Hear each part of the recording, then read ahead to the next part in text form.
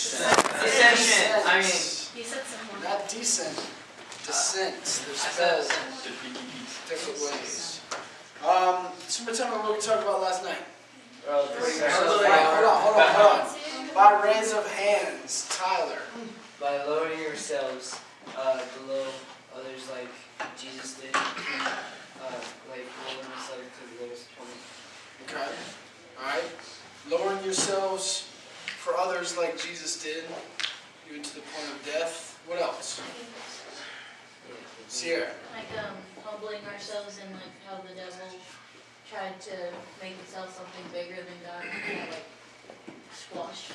Okay. Humbling ourselves, trying to make it, and then how the devil tried to make himself bigger than God and got squashed. I like that terminology. you said punch in the face at the same time. Having the So that was attitude pretty of Christ. awesome. What's that? Having the attitude of Having the Christ. attitude of Christ. Okay. What else? Megan.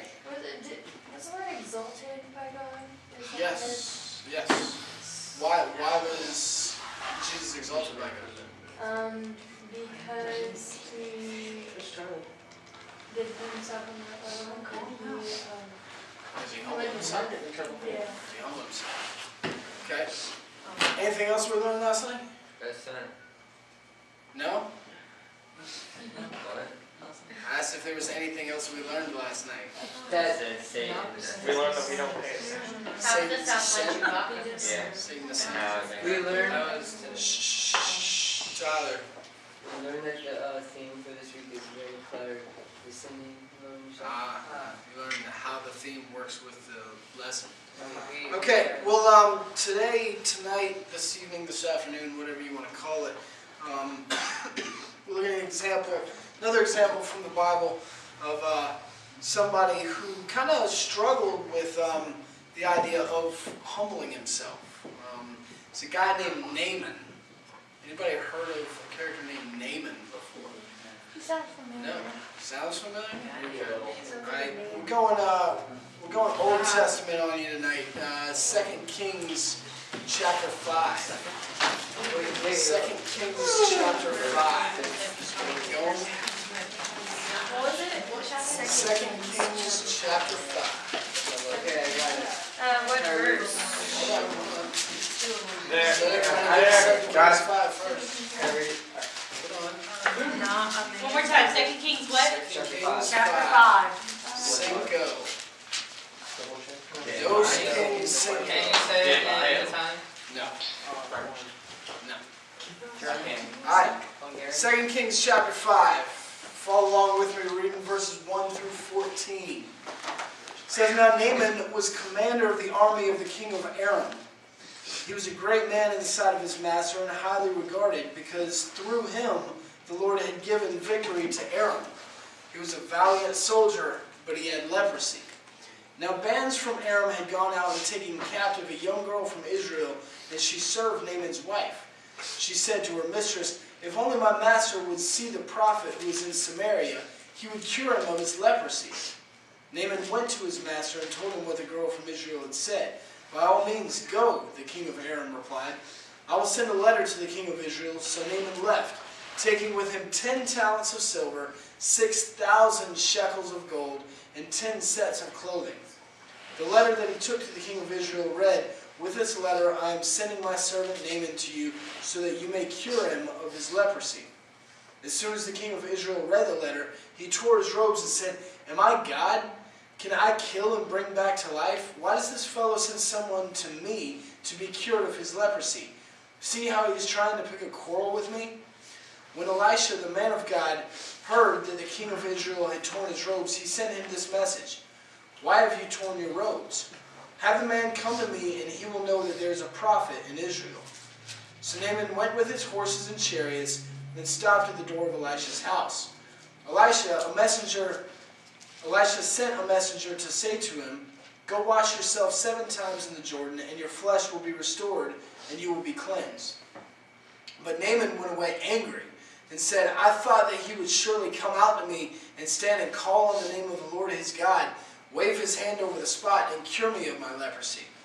Are not Abana and Pharpar, the rivers of Damascus, better than any of the waters of Israel? Could not wash in them and be cleansed? So he turned and went off in a rage.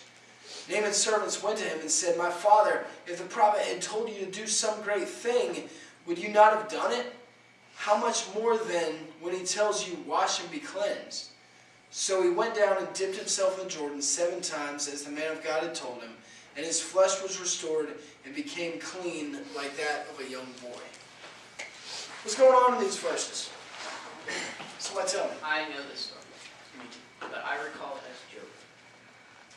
You recall it as what? I thought he was like Job who did that. Who, did the healing? No, he got healed because he had leprosy too, and something like that happened. Nope, not the story of Job. No. What happened in the verses we just read? Frank. Nahum went, he had leprosy, and he got sent to Elijah, and he told him all he had to do was go to the Jordan and wash, and he'd be cured of his leprosy. But he thought he was stupid, so basically he left all mad and stuff like that because he thought it was fake. And his prophets or servants or whatever, basically told him that he was dumb. Like, they told him to do something really simple and to get cured, and why wouldn't he just do it? Yeah. Okay. 7 times the Jordan. Yep. Frankie, sum most of it up for us. What do we know about Naaman? He had leprosy. Okay, we know he had leprosy. What else do we know? He's a Okay, commander then of the the Jordan. army. What's that? He was a commander of the army. He was commander of an army. Okay.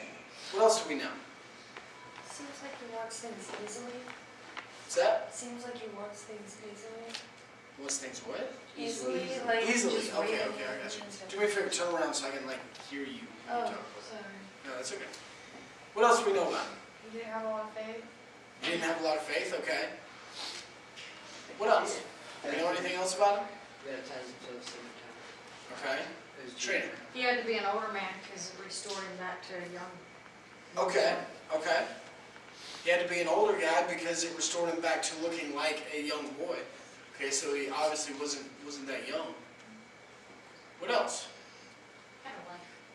Had a wife. Okay. It's true. What else do we know about him? It was doubtful. He was doubtful. He won a lot of battles. Won a lot of battles. Okay. He was probably rich. He's probably rich. Definitely. Definitely. Okay? These first verses here tell us a lot about Naaman. He was commander of the army of the king of Aram. Okay, Aram was I don't know if you really consider it a nation, but it was a group of people that was next to Israel. Okay, they didn't get along with the Israelites. Very rarely was their relationship with Israel ever on good terms. Okay, they didn't get along with them. So he was commander of the army of the king of Aram. So he's pretty much commander of the armies of this entire group of people. Right? He was a great man in the sight of his master and highly regarded. Okay? So this guy's up there. This guy's got power. This guy's got prestige. Because through him the Lord had given victory to Aram. Okay? He was victorious. He was not only a commander of these armies, he was a victorious commander. Okay? He won many battles. He probably had many leather-bound books. And his Mahogany. crap. Perfect. No, his something spelled for his mahogany. I don't even remember now. Okay. Anyways, I'll keep on moving because I didn't get much of a following on that. He was a valiant soldier. What's the word valiant mean? Can you tell us the difference? Brave. Awesome. Brave. Okay. Courageous. Courageous. What else? What else? Valiant. Anybody else? I mean, that pretty much sums it up. Brave, courageous, honorable, awesome. Alright? Definitely. But check this out. That last sentence of verse 1, he was a valiant soldier, but, it's a big but right there. But, it's a big but right there. Okay? I see what you did there. But, That was clever. shh, he had leprosy. Alright? Anybody know what leprosy was? Skin disease, okay? They would get these sores to where their flesh would basically be rotting on them. It was nasty, okay?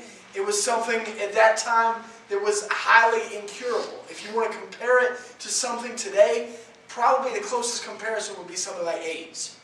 Okay?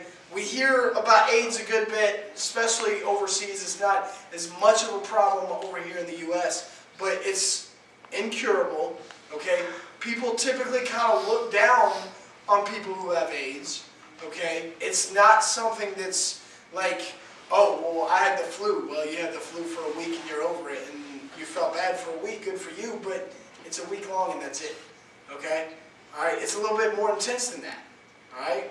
There's a stigma with it. Okay? He's this great, awesome guy, has his power and prestige, but he has leprosy. Okay?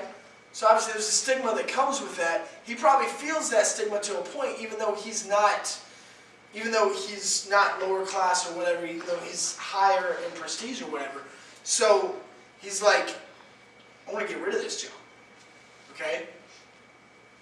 Basically looking to improve himself. And again, when it comes to disease or whatever, I would fully condone that. I'm not saying go out and get diseases to, excuse me, to lower yourself. That's not what I'm saying. But he basically, he wanted to be healed. Just like anybody who is sick wants to be healed. All right?